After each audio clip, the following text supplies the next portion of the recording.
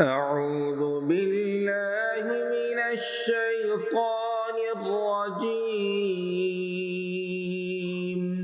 بسم الله الرحمن الرحيم.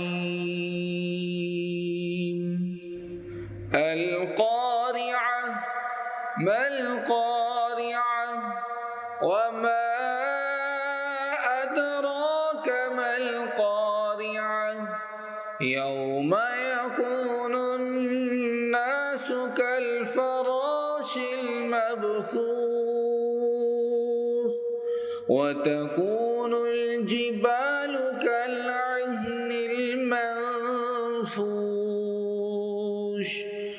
فأما من ثقلت موازينه فهو في عيشة راضية وأما من خفت موازينه فأمه هاوية وما